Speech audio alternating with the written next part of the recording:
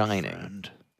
All Which right. kind of makes sense, because, like, imagine going stir crazy because you're the air conditioner appliance who can't move in the lore of this show. All right. Anyway, Praise lore.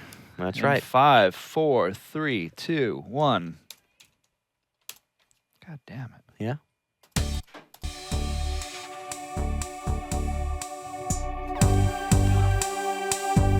It's the Bloodfeast show.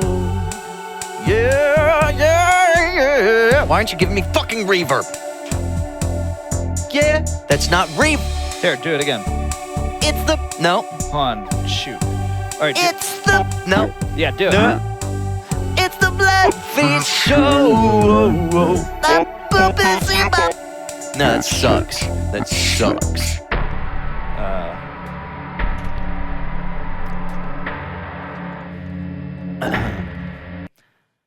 Gacela of the Dark Death. No, you could have left me deep for this poem, Dave. No, it's all right.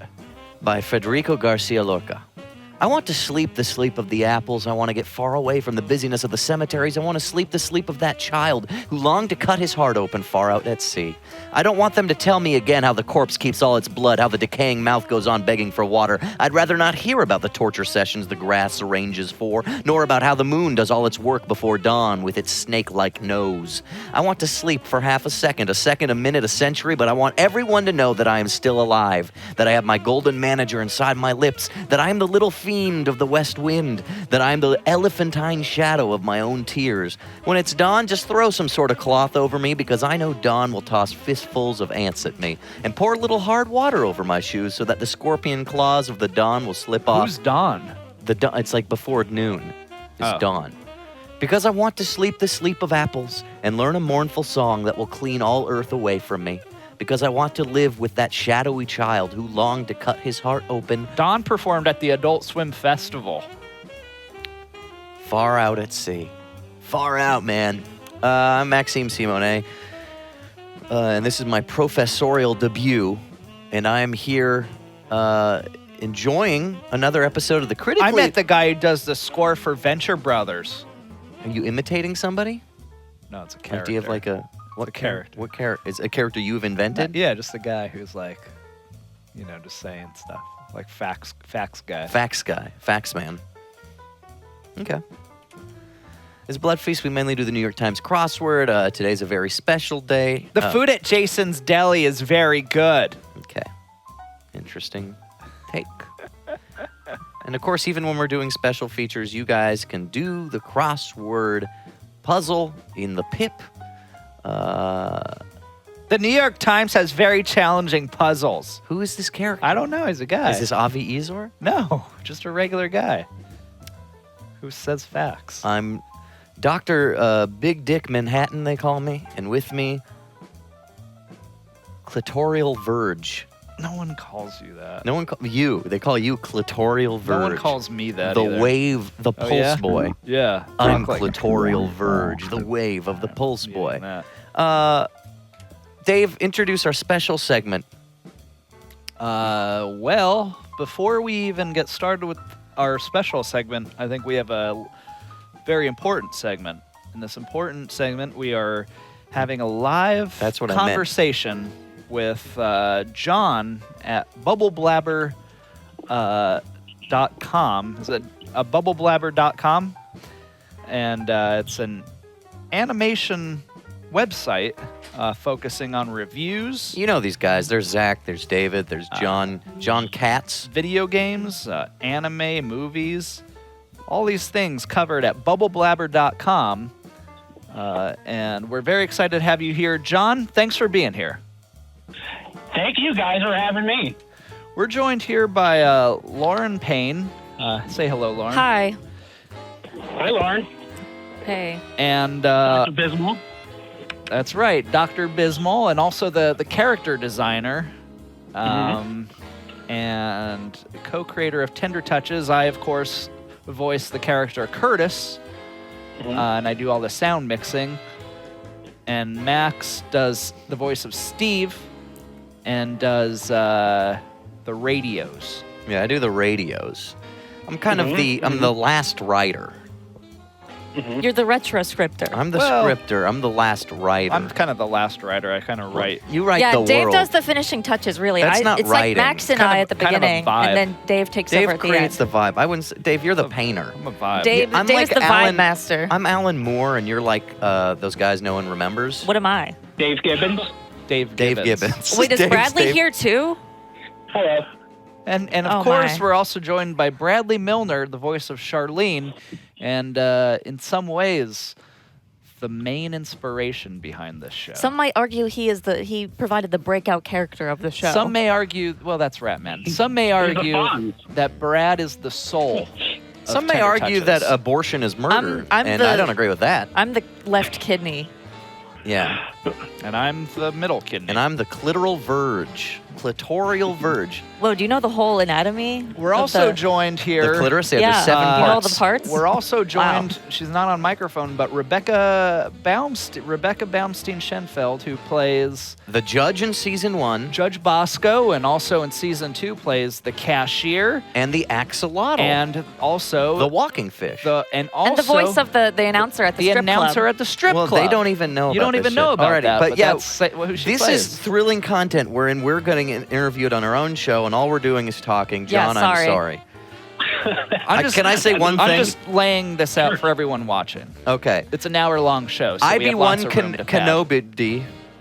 Obi-Wan Kenobi. No, IB1 Kenobi in chat says Tender Touches is very Cats-like, Dr. Cats-like. And that's funny because John's last name is the same as the deli. I was worried he meant Cats like the Broadway musical. It's very Cats-like. What's your favorite song from Cats, John? From My Dr. favorite song Katz? from Or... Cats? Yeah. My favorite song is probably their last song. That place sucks. Totally Oh. overrated. Oh, come They on, should man. never put it back. Is it No. Andrew Lloyd Webber? It's Andrew Lloyd It's Webber. an Andrew Lloyd Webber What- that classic. synth- Yeah, but there's what that kind of- synth yeah, but riff. it's overrated. It should have been gone 10 years before it was actually turned off. I saw it at the Fox Theater in Atlanta. My 5th grade brother was very drunk and throwing up, but he wouldn't say why he was sick. I've never seen it. Correct me if I'm wrong. Is that like where Rita and Runch from Animaniacs is like loosely based on? I don't. Nope. I don't. Okay. Because that's a singing cat with was it Bernadette Peters, Broadway? Man, we're way off topic already. Well, it's based on a bunch of T.S. Eliot poems, which I think is kind of cool. And there's this cool Like Ozymandias, or is that someone else? All the cats are based off T.S. Eliot poems. Oh, I thought you meant Tender Touches is based on T.S. And Eliot. there's this cool synth riff that goes, and I like that part. Anyway, We're being rude. let's be interviewed. I'm sorry, John. That's okay. That's okay. Oh, and should I Well, encourage Michelle Firestone to call in at some point? Too? Okay, cool. Yeah, whatever. Yeah. Good stuff. Good stuff. So, first things first, I wanted to clear up a little controversy that was brought up on yesterday's episode. Thank you. All about pertaining really specifically to Brad and his role in booking me on the show and possibly spilling secrets to me about the What? series in general. I should let you know I have multiple play sources everywhere. Oh wow. Wait, who do you have besides Not just Bradley? Brad. Oh wow. So so but Brad, I gotta say, Bradley, you are maybe my favorite Adult Swim PR person that I've worked with. So I appreciate you in bringing me in on this call. So thank you for that. Thank you for arranging that. That's very nice of you. Also- Thank you.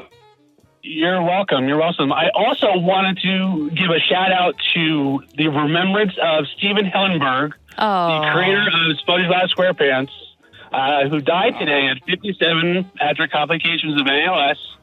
I think it was ASL. important to open the show to talk about him because he was such an important figure to the animated world. I mean, making one of the longest running animated series that's still going today. Very nice guy. I had a chance to meet him at a couple of Comic Cons for maybe like 30 seconds each, but totally cool guy, totally down to earth. A great marine And, biologist. Yes. And so I wanted to make sure we remembered him with a moment of a half-second silence. Steven Hillenberg, thank you for SpongeBob SquarePants. So I just wanted to get that out in the open. I wanted to make sure everybody knew that we were thinking of him and his family at this time. I wish I had a gun so I could fire it into the sky. Oh my God, Lauren, don't say Yeah. that. I know, fucked I up, know. dude. That's what people do at funerals, at Not military every fucking funerals. funeral do people shoot guns in the air. Jeez, it's such a time of guns.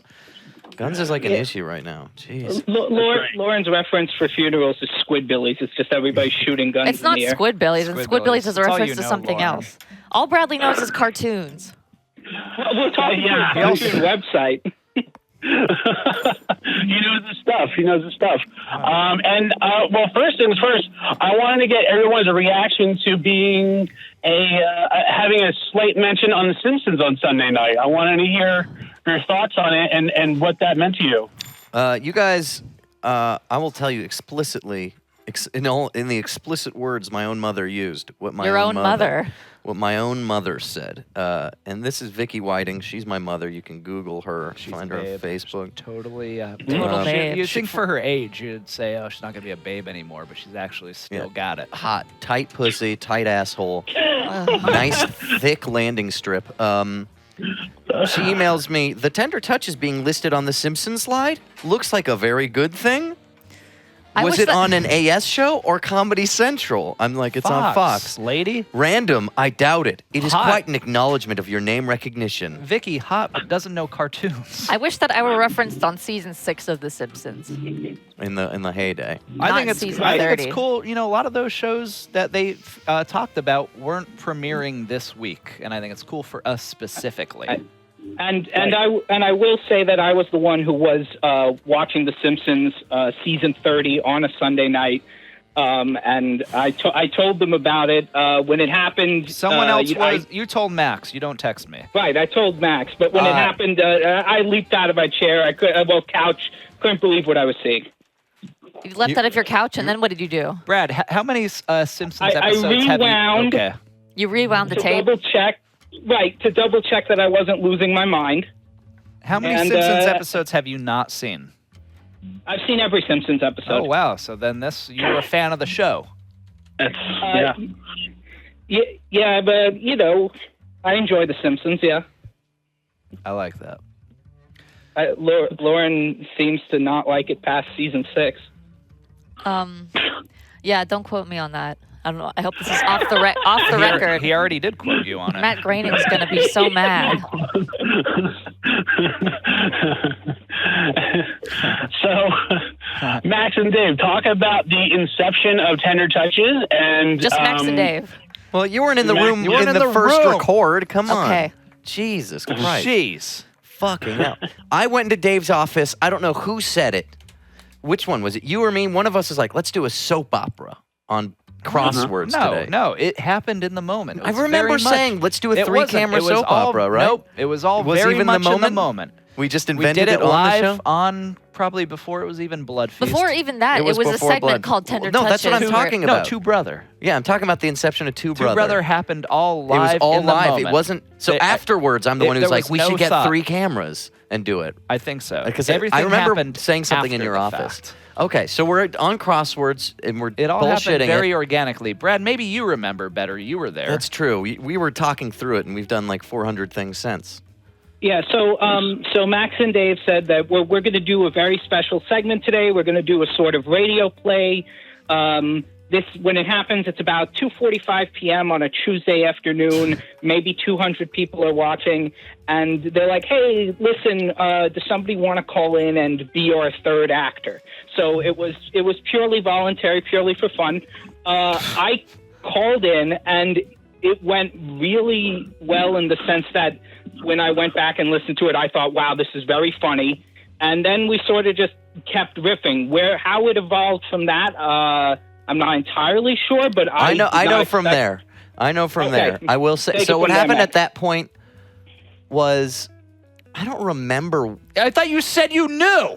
Hold up, Dave. Piece of shit. Fucking relax.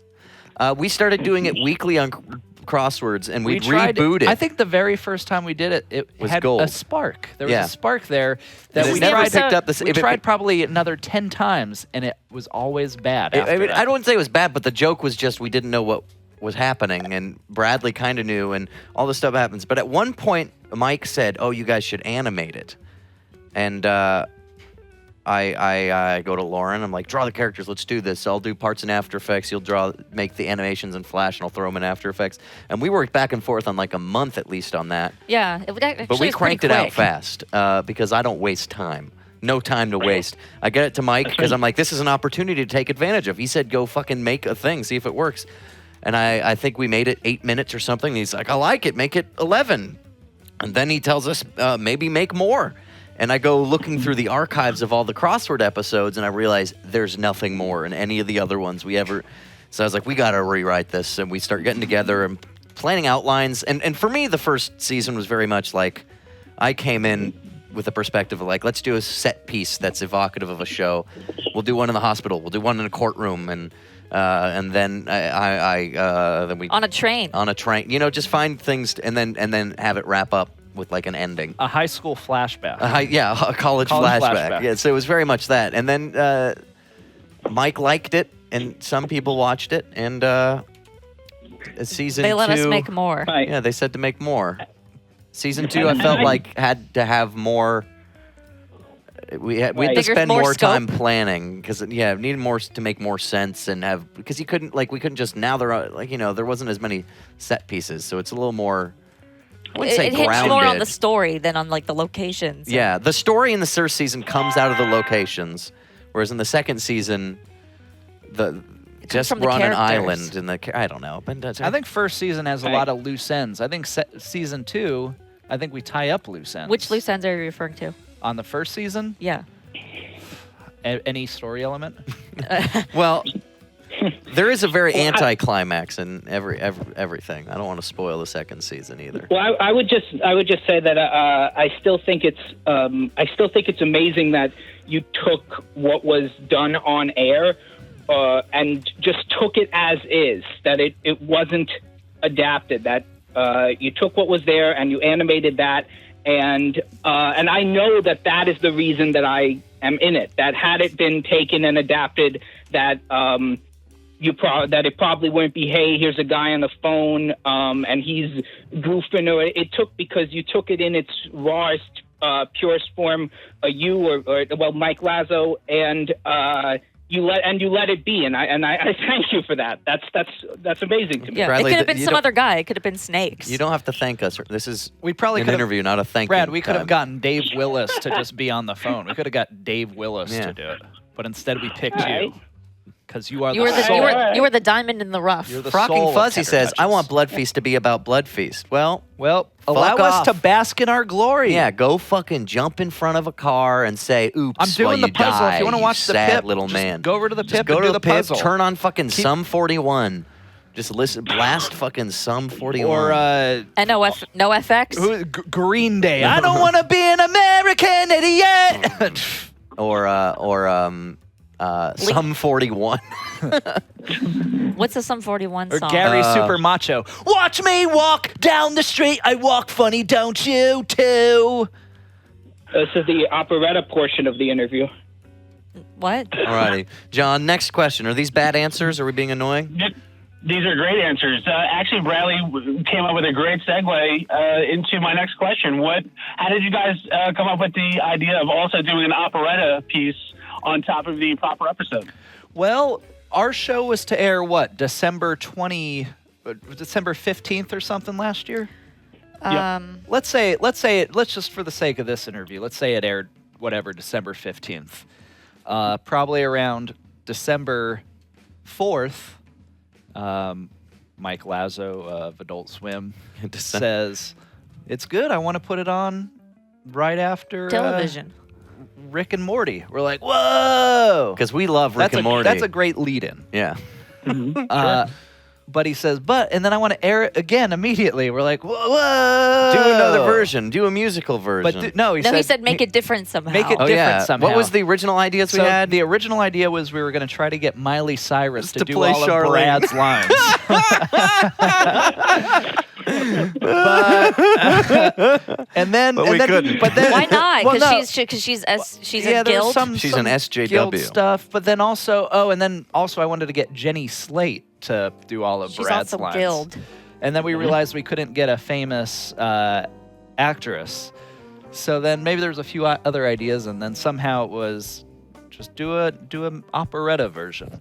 So that You guys are musical. that weekend, Max and I hammered out 50 minutes of music in this studio in GarageBand, and then spent the next few days recording people, a bunch of bewildered recording sessions with our colleagues. But we somehow just decided that Brad wouldn't sing. Charlene never Why sings. Why did you think operetta though? Why go that way? Well, they thought that. I mean, they realized they couldn't use an actor because they're all guild members. So they thought, let's use a musician, I guess. And then it became Just too be complicated to musical. find a musician, so that they just sang it themselves. I don't know who said the word operetta. I definitely didn't say the word operetta. I didn't even know the word Sounds like operetta it until sounds Max like said a Max word. It sounds made up. I'm the one saying- with a musical background. I Not would- that Dave isn't musical, but I have a background in I musicals. would never say operetta. And this is pretty much all Max and Dave. I had nothing to do with the operetta, except I sang a couple lines. Lauren's in the planning part. I'm not she's musical. With she's with the concrete details down to the dots in the dirt. And we love her for it. Lauren, why don't you tell us a little bit about how you conceptualized the characters of the show? How did you get their looks down? What did you were you using actual Dave and Brad as visual inspiration? Well, what were you Max and pulling Dave, yes, I used them as inspiration for Curtis and Steve. Charlene, though, couldn't look like Bradley because it's a woman. And and Max said to me, just make her not hot. He said, don't make her too hot or something She's like still that. cute, though. I think Charlene's very I don't cute. like hot cartoon. I feel like every mom in a cartoon Yeah, family is we were watching fuckable. Rick and Morty last night, and the mom is like way too hot. How Same many with Lois times did I Griffin. jack off to the Simpsons episode where Marge gets fake tits? Marge Probably isn't like that hot. twice. Yeah, Marge is I don't- average. I don't think Marge is hot. You know, and she gets fake tits though. I do think oh wow. Family Guy mom is hot, though. But that's like a joke, though, that she's hot, right? Yeah, but then every other one is hot. Also, American Dad, the mom is so hot. But Charlene, I don't know. I can't, I don't know what really, I guess people often compare the design to Mission Hill, and I guess that was an inspiration, at least in terms of palette. But I wouldn't go so far as to say it's like, I don't think it even touches Mission Hill in terms of style. Mission Hill's much more put together. And John, I just want to say that we have a chat room where Ming the Merciful says, "Wow, not a bad question." So that's a little kudos for you. Can I share my poem now? It's Bloodfeast. Whoa. Yeah, we're gonna take a break from the interview for 5 seconds to let Elizabeth share her poem. Okay. Okay. Go ahead, yeah. Okay. Stuck in this room, don't know why. God put me here, don't know why. Brought me back to find the Lord. He's back, I'm back, we back.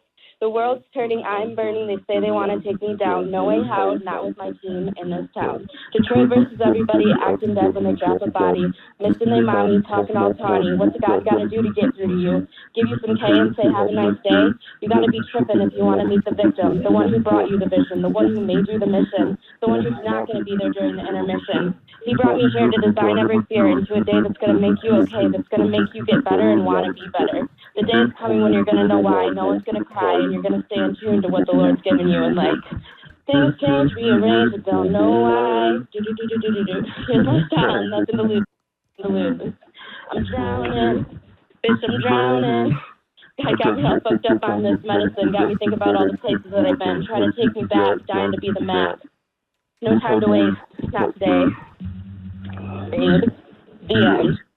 Well, thank you so much. Keep it real. Okay. I have a That was question better- for the that was- interviewer. That was better than Cats. Oh, fuck you. Oh, Lauren- was there ever, Lauren has a question ever for the a cat so interview. clever as Mr. Mistopheles?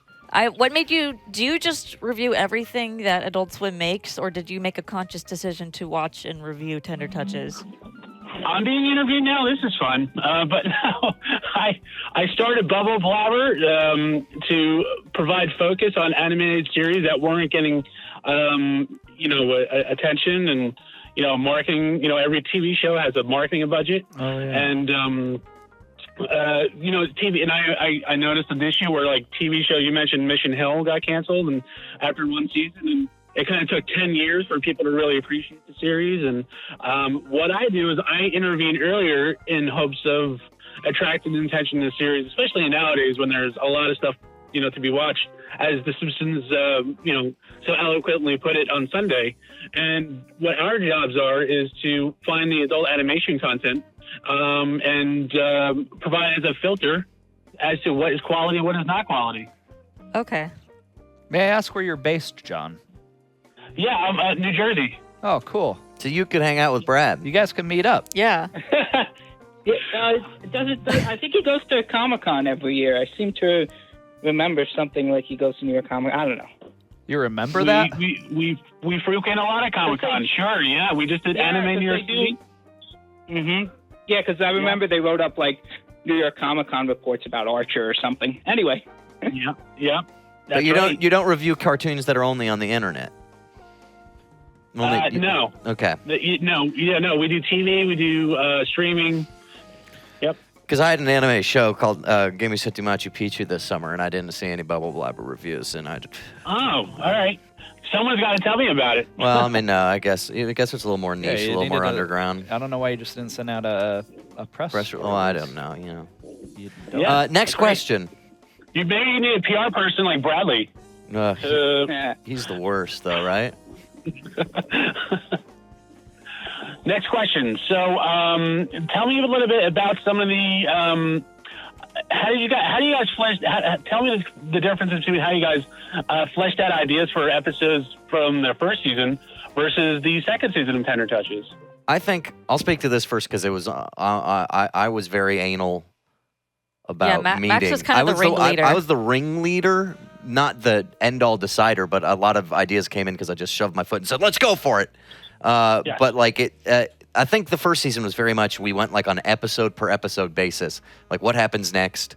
I don't think we planned all the way to the end. I remember I was with a girlfriend at the time sitting on the couch and I was thinking about the end to The Matrix 2 when he runs into the Colonel Sanders guy and he explains everything. And I started saying, okay, and then this will happen. And I explained to her this whole scene where there was going to be a character like that who explains the twist where Curtis's sadness has been sucked out to feed the county or something on energy. And then you texted me about it frantically. And I texted Lauren, and then in the park the next day, I tried to explain it to Dave. And that went under some alterations and some compromise, and then it reached what it was. But like the first season didn't have an end in mind. The second season, I came, I think, at the end of December. I was like, here's a whole list of ideas with this whole end volcano scene with laser fingertips that's not even in it anymore, but just like a bunch of ideas. And then we kind of just like worked with it, took what we like, and then started everyone pitching things. Just tried to also strip it down to just like any idea. We could visit this topic because I felt like there was a lot of the good conversations like around the episode today, which I really like. Oh, there's a bidet. Dave and I and Lauren are all interested in bidets. And just toilet humor in general. So it's just like a scene. We just throw in elements and then build the scenes around it and then find the arc as it went. Yeah. But we tried to outline it all at first. Yeah, I feel like props were often the inspiration for different scenes. Yeah, and on my end, it felt like in season one, I might say something or somebody might say something and they go, oh, let's build a plot point off of that. Like when I do Charlene is a geometry major and then there's that weird heavy shade, that 11-sided prison.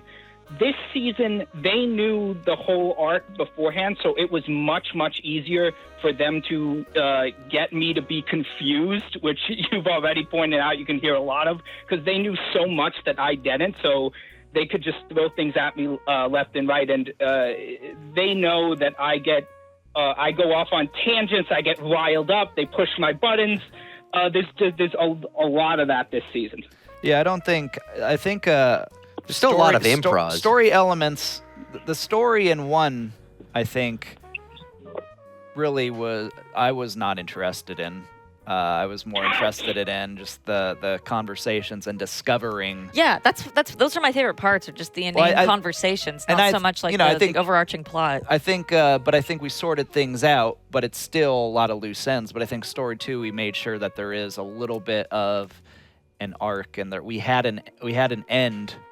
We had a definite end. The endings and characters, I think, really matter. I think the first season got away with just being itself, and then just having to end in one way, and then it just ends. And to me, it made sense, but it made less. There's a lot of things that would have made it more sense that a lot of my editing was just like cutting that out. Like, I knew what the story was, and then I'd trim around it.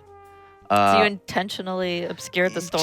I was like, I don't want to be too clear. But then in the second season, I feel like, we just made sure to make it more clear. I mean, we had a straight up like a character just explaining everything for like a minute.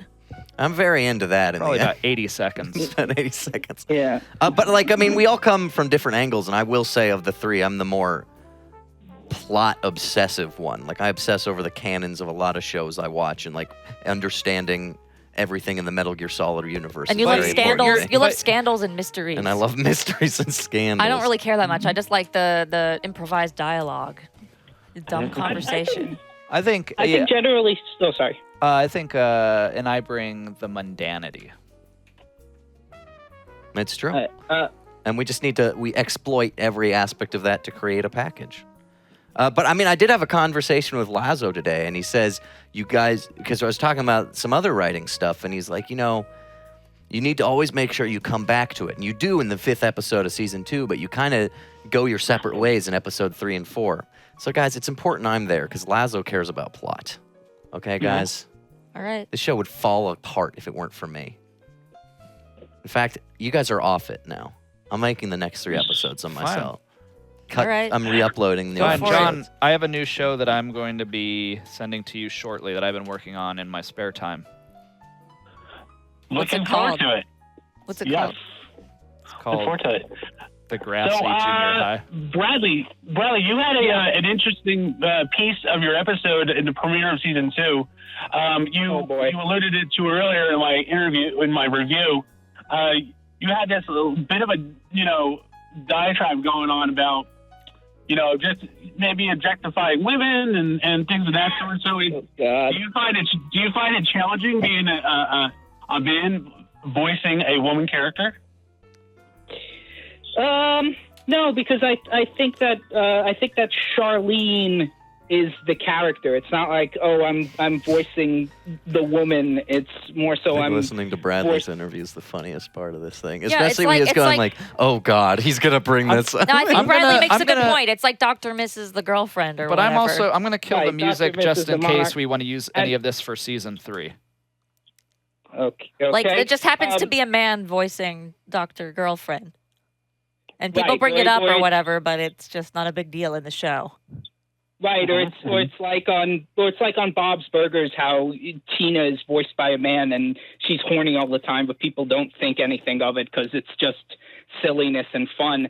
I think that they, like I said before in that scene, they were very much pushing my buttons. I can acknowledge that I watched the scene, I laughed. I think it's very funny. I think they're pushing buttons. They're trying to get a reaction, and it works. It works because what particular buttons were they pushing for you, Bradley? What pushes your buttons? What grinds your gears?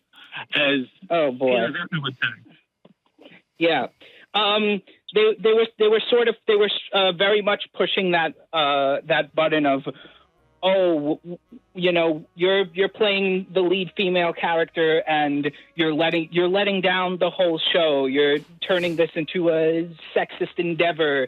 You're making it something that it's not. That idea that I'm ruining the show and that I'm going to be fired for it. Definitely not comfortable, because I think that what they're doing is great, and I just want to say a bunch of dumb, funny stuff that will benefit the show. And when they poke me like that, I do say a lot of dumb, funny stuff that people seem to really laugh at. But yeah, it's I mean, you definitely can't. I don't know if you. Yeah, I don't know. What? Say it, Max. I did write in the outline. I think in Do a you have really the outline? Because I feel really like we early could pull one. up that email. What did I exactly say? Yeah, it's like in the first outline. It's the very first. I wish I had this. Is it like the email TT200? Wait, you're talking about? Were you writing a part for Charlene or something? There's an email. This will be fun. Even from 2017, but I don't feel like It's that's definitely. the one. I think it's in there. Let's try it. There's this email. Oh, we're gonna find this email. Episode. I had an idea that's not in it anymore. Where an episode ended with a board game played in real time until the episode ended. Well, that I became didn't the like puzzle. that. I like that that. I became think the that's still puzzle. The funny. puzzle was a compromise. Yeah, it's still a funny idea. Yeah. Yeah, I don't think we have that. I don't have that email anymore. I'm not sure where that might be somewhere else. But yeah, I wrote down specifically. Oh yeah, let's call. But it says on it, Brad does a monologue and Steve tries to confuse him or something along those lines. No, Max was planning this for a long time and Yeah. talking to me about it. He wanted to freak out Bradley about being a sexist, an accidental sexist. Yeah, well, I think especially the fact that it was the first episode of the season and they implanted in that in my mind, like, oh, this is a total disaster, big time. We've only been working, this is one record. We're just gonna scrap you. We're gonna scrap everything. There's genuine fear in my voice at certain points that they were going to go ahead and do that. You couldn't tell that he was joking. Max was saying, "You're inspiring a generation of women." You're inspiring a generation of women, Charlene. And you believed that? I will say, some people hate Bradley in the show. Some people love him. People who are close to us. What? Not when you say close to us. What does that mean, Max? You know what I mean. Who? Like my mother? People in the Talk.io chat? That's not people that are. That's like other viewers because Brad went in their secret little you chat. talking But then about- people like Rat Hands, Bradley's her Yeah. favorite part of the No, show. I think lots of people love Bradley. It's just those 10 people at Talk.io. Hey, It's some fine. people hate me. Okay. No one. Well, a lot of it is that I do go off on tangents and spew nonsense, and I just say all the things that if I were watching the show would make me laugh, and I don't know I don't know what people want, so I'm kind of in my own weird little headspace where it's not nonsense after nonsense after nonsense, and I can see how that would be grating. There's so many points this season where it's just me making noise, and in season 1 there's so much yelling, and I'm not trying to turn the show into Invader Zim where it's all just goofy noises and yelling, but that type of stuff makes me laugh. What are you talking about? Invader Zim. Dave, Max, and Lauren, how did you guys all tell me about the very first time you guys met and what the relationship has done over a period of time that has made you effective at producing a television series for Adult Swim? The first time we all three met? At once or individually? Because I met Dave yeah, beforehand. sure. Yeah. Dave taught sure. me how to export from Final Cut for TV in New York in 2013. I met Max in New York in 2014. And then she was an intern here. And Really? she- I didn't know that. Yeah, I was in school in New York, and I had to interview with Keith Crawford for an internship, and so I just met him in New York because he was in town, and I went to the AdultSwim.com office, and Max, I was like, there was a dude at the entrance, and I was like, hey, I'm looking for Keith or something, and Max was the one that helped me. Wow, I didn't know that. And I didn't realize it until I'd known him for a while that it was Max. Wow. I'd forgotten it was her, It was too. some eccentric man in shorts, wearing shorts in an office. Wow. You know me, I'm eccentric. You wear shorts. Maybe it was Joe Garden. No, it was Max. It was Oh. definitely Max. I and he sat was in the very corner nice. And he there. was like, hey, can I help you or something? Like, he was, Back when I was nice. yeah. Um, And then I met Dave. I feel like when I was an intern, I would stand and look at the fish, and his office was right outside the fish tanks in our office, and we would talk about the fish. And I take care of the fish, so that's why I was there. Dave is the custodian of our fish. But David Max, how did you guys first meet? well, we met. I mean, mostly once we started doing digital stuff for AdultSwim.com. I'm gonna say like Fish Center. Fish Center, you know, beforehand, slightly Yoga before Bro. Fish Center, you know, but like you just Stinky a Toe, guy or whatever working that's in called. a guy also making stuff in the office, and I think we lightly collaborated on some things. But then really, I think Fish Center, which is a live streaming show, that's where I think a lot of our the fusion happened. Yeah. That- And I mean, like, though I say I get anal about plot, you know, the main humor backbone of Tender Touches is Dave and I's conversation. And it's not even our normal conversation, because it was the conversation when we were pretending to be brothers in a dramatic relationship. Because it's not what we do on Bloodfeast all the time at all. And that's probably one of my Right. biggest gripes with season 2 is that there's not that much Well, interaction hey, between season 3 will be different. Yeah, come on. Don't have gripes have about gripes it while already. it's fucking... Now You guys people don't aren't, have any now gripes? people aren't You're going to totally watch it. fine with all of it it? is moment's what it perfect. is. You I have think no it's great. complaints about the whole show? I mean, it is what it is. I think it's good. Yeah. I mean, I think the art direction and the sound design could have been better, but honestly, the guy who plays Steve did really good. That's you. Oh, fuck! No, I think I'm really happy with it. I think I mean, everything is what it is, Lauren. Come on. I think every episode gets better, but you know, every episode's a little different. My favorite was this episode today because I feel the introduction of I don't like the foot scene. I mean, the foot scene I think is foot funny. I scene think is fun. I think it starts strong. Well, I think the foot it ends scene with only a beautiful happened scene. because we had a different scene with Adam Fuchs as the taxi driver. In the beginning of episode 2? Episode 1, I think, Oh, where yeah. we had It's very We had foot-centric. very Yeah. foot-centric. Yeah, we cut and I that liked, scene. I liked the fact that we had the foot stuff, and I was like, well, since we cut that scene, let's do foot stuff in the beginning of Dave is a foot the freak. weirdest part of Tender Touches for me was having to have phone sex with Bradley. Yeah, and it's Also, very you were strange sick to- at the time, weren't you? Yeah. I don't know. And it's very strange to come off of episode 1 where there's that whole objectifying women scene, and episode 2, not the first scene we did, but right after that second scene, because we sometimes do things out of order. They go, okay, and now it's like an erotic foot fetish sex scene, and I'm like, and I'm just like, what do you want me to do here that's not going to upset you again? But I think Michelle and I's funniest, sexiest scenes are in this episode, and I think that's why I like it a lot. Yeah, and, you and Michelle are very open about sex. You're very comfortable with sex. So and I think it was Two fun to Tran listen to. and Josh are very funny. I just think the introduction of their characters are all very good and stand out to me as being very special and not characters that are kind of different from other characters to me. Here's and an I like it. interesting little bit.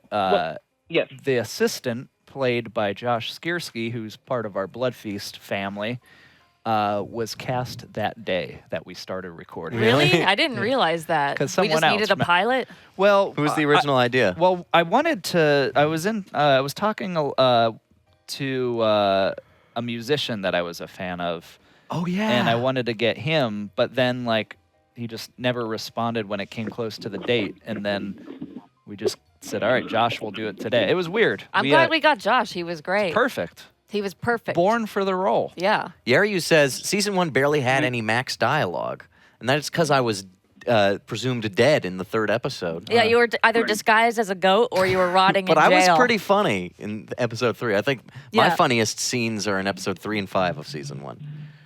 I think episode 1 is the best. Episode 1's the best, but I Which think one my is episode 3? episode 3 is the courtroom. I come in and I'm like, no, you don't need a badge, and Rebecca's laughing. That cracks me up still to this day. I think that's very funny. Yeah, and episode 3 of season 1 I really like too, because Lauren and I's humors are such different energies, and but the result of pairing us together, I think, was I don't even really think Lauren funny. is trying to be funny as that character either. So it's not even conflicting comedy. Yeah. She's just answering No, you. I didn't say conflicting. I said conflicting energies. Yeah, I was very Ah. uncomfortable. I mean, I realized while voice acting for the show, that I am terrible at improvisational voice acting. I could maybe do it if I had a script, but I You're cannot. great, Lauren. You do No. great. Yeah. No, like Bradley said, I wasn't trying to be funny. I was. I just couldn't. I couldn't be funny. I didn't say you were. I never said that. I said it was a different Never energy. said that. Or somebody said I never it. Max said it. Well, see, that's the thing. It's strange because I come into this so high energy because voice acting in general is a high energy thing, and they're often saying like tone it down because it's like I said, it's different from a typical cartoon in that regard. It's a little different.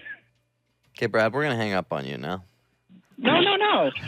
Thanks for being part of the interview. No. I had a Brad question. Let me get Brad for one more. It's actually Brad for one more. too late. I already hung up on Max him. hung up on him. Oh, did you? Oh, sorry, Brad. So, how alike are you guys to your animated characters? Physically, emotionally? Personalities in there. Why don't you just get on camera and show him what you look like? No, he's seen what we look like. I'm sure we're all over. Yeah, the I internet. mean, physically, we look like the character. and I'm I not think- as fat as Except Steve. everybody says that Dave's character looks like Griffin McElroy. McElroy. Oh, right. McElroy. I don't think he does. Macklemore. Dave And has I've a listened to Macklemore. I don't think he sounds a lot like me. So Griffin McElroy's got a fatter face than Dave. I think we'll deal with You're just a generic hipster season boy. 3. I'll look less like Griffin McElroy. I didn't even know that man existed. I just Neither drew did I. what He's I very just, famous. He does. He's It's very okay. famous. I Yes. just looked at Dave and I drew him, and that was it. You Googled Griffin McElmore and then you drew him. No, I What googled about Dave what- Bonowitz. What about personality-wise? How close are you guys to your characters? I think Dave plays a very meek version of himself. I feel like it's an amplified version of himself where he's like super into real estate because Dave likes to watch Yeah, HGTV. but what I think is in real life, whereas Dave would be lying about everything he's saying, those turn into real personality traits for Curtis, who's just easily carried away and pathetic and into things, and just kind of used. He's used a lot. That's like the whole point of the first season is Curtis's arc and realizing how used he is and how his wife and his brother and even the whole county has just been taking advantage of him. Every part of his life has just been a pointless mess. And he wanted to get on Angie's travel destination list, and the house was destroyed. Yeah, I think he's a tragic figure, and I think it's kind of funny. I think it's a funny tragic figure when someone's taken advantage of over and over again. I think that's kind of funny. Now, Never really now wises up. Now, I do not fall to scams. I scammed a scam artist on Bloodfeast Yeah. the other day.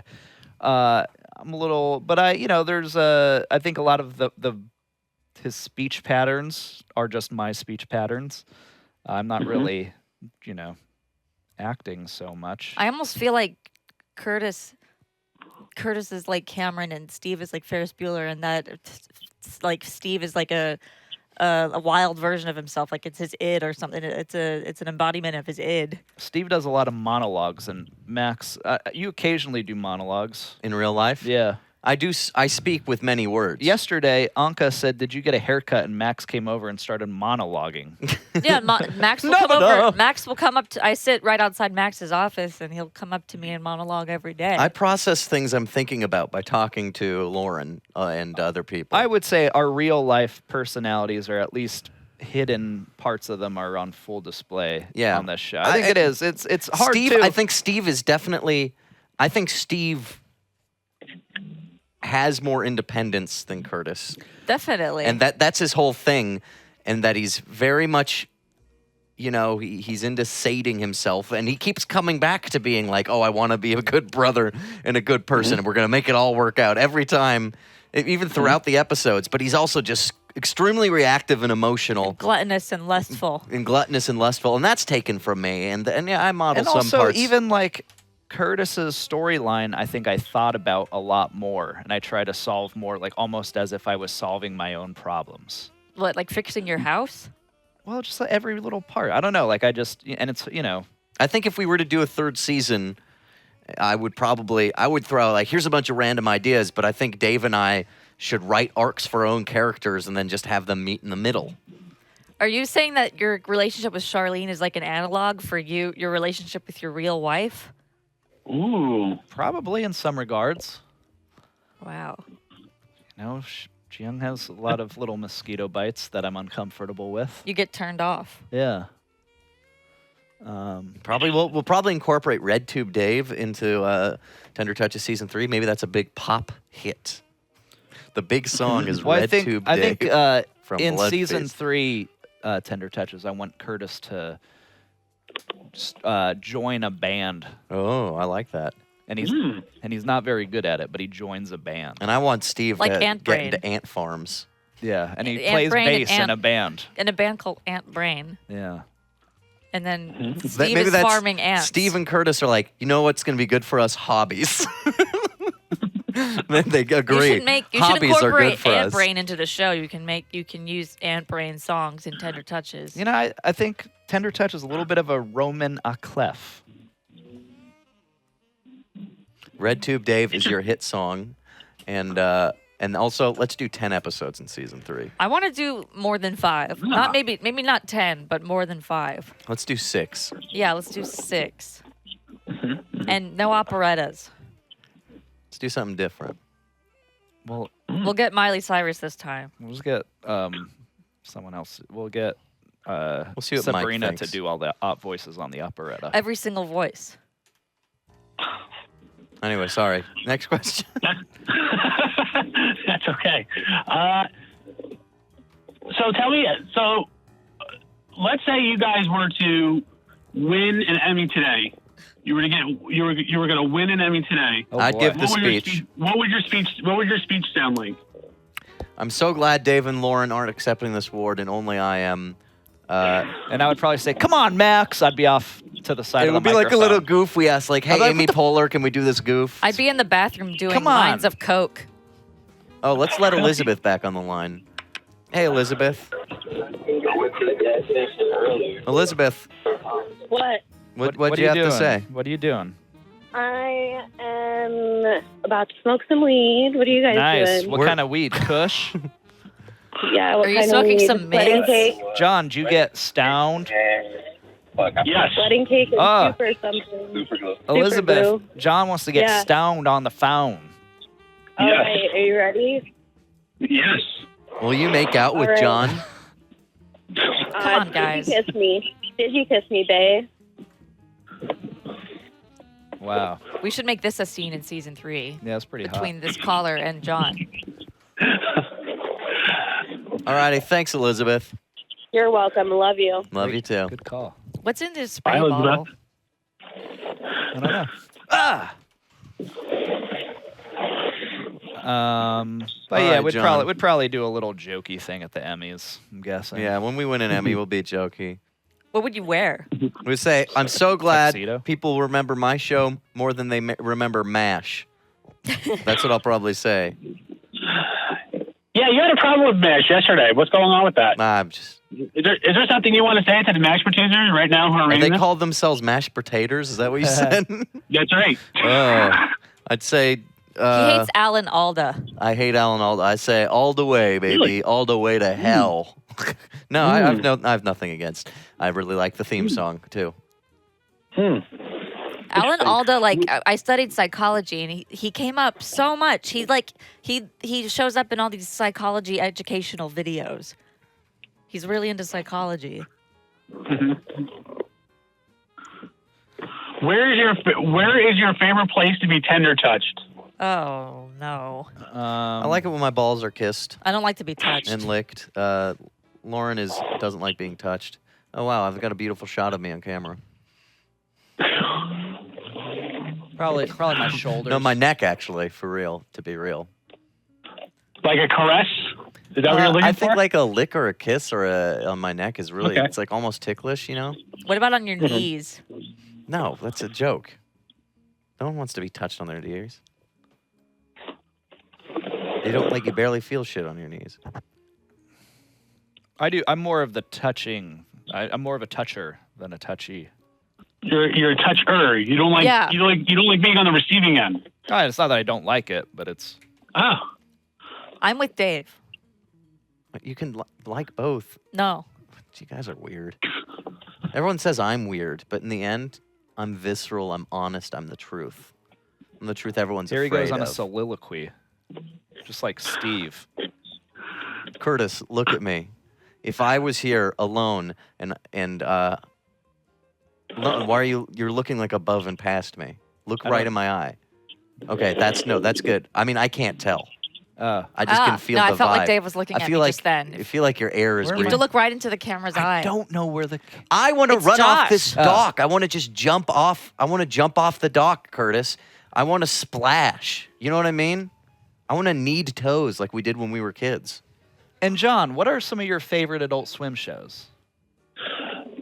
I'm not allowed to have a favorite. No, but, we could though, just for the sake of this interview. I mean, just What are you curious. saying? You have journalistic integrity and you can't play I'm favorites? always. You could learn a That's lot about a exactly right. person. You learn a lot about a person by their favorite Adult Swim shows. Is that true? Yeah, that's Freud said that. Oh. I will tell you, Adult Swim's got a lot of great shows. That's what I could say. That's all I could say about it. Okay. Adult Swim has a lot of great stuff. They do a good job. That Mike Lazo, he knows what he's doing. Some say he doesn't. People on Reddit say that he doesn't. Oh. Uh-huh. It Well, happens. he told me I do great work today, so I think he has good opinions. How does he congratulate you when you have a good day? Does he touch you? Physically touch us? Well, we had a meeting in my office, and then Not you specifically. as he was leaving my office, he said, "You do great work," and I was like, "Oh my god, wow!" I don't know what he thinks of me. I think that maybe. And then I fucked him. Oh. I don't know what Mike thinks of me. Mike has given a few very strong compliments, which Specifically about blood feasts. mostly verbal compliments, which are always very much appreciated.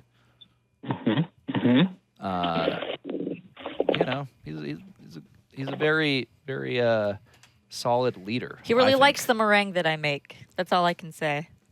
Oh. I make meringue sometimes and I give him a Tupperware full of it. My favorite Adult Swim show is Xavier Renegade Angel. It's a decent throwback. That's your favorite, It's my Dave? favorite. Really? Yeah. I could see that. That's definitely up That's there my as a favorite. possible favorite. I like Home Movies and Mission Hill, but those aren't even Adult Swim originals. That's right. I like the first season of Super Jail, just the first season. Lauren interned at Augenblick. Augenblick, where they made Super Jail season 1. It's not just bias. I think that Augenblick objectively did a better job than Titmouse. You can quote me on that. Interesting. Augenblick objectifies Titmouse. Something like that. Well, That's it. Aaron, it's tough for me to choose because Aaron and Chris, who run both studios, are buddies of mine. So I Oh, wouldn't God. be able to pick. Oh, You're there friends you go. with Aaron Augenblick? I am. What? Yes. Weird. Why is it weird? Well, I don't know. acquaintances. It's just somebody Why is that we it both weird? know. He probably doesn't remember me, but So we both know Max. yeah. I do guess great we do. work. What is my favorite show? I don't know. I like a lot of them. You don't have to answer. That's just for me to say. I'm not I asking. grew up loving the Venture Brothers. I'm not I spent asking. It wasn't a college question. loving Tim and Eric. It wasn't a question. It was just a statement. You don't always have to give your thoughts when someone else gives a statement. Okay, well, you know what? Fuck you. I will say I'm very excited about after not just Tender Touches, but after Tender Touches is the Shivering Truth. Yeah, that looks So awesome. I met the looks composer of very Venture good. Brothers. Okay, Dave. Yes. I met him at the Adult Swim Festival where I saw Dawn.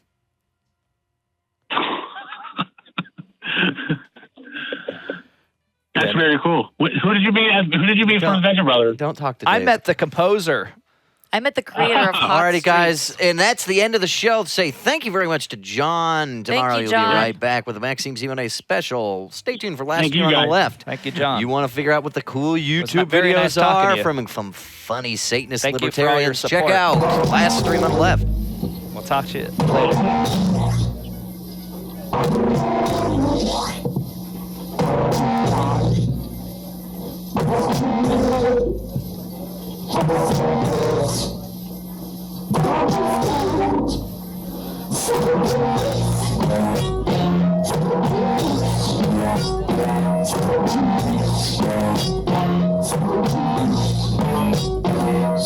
Thank you.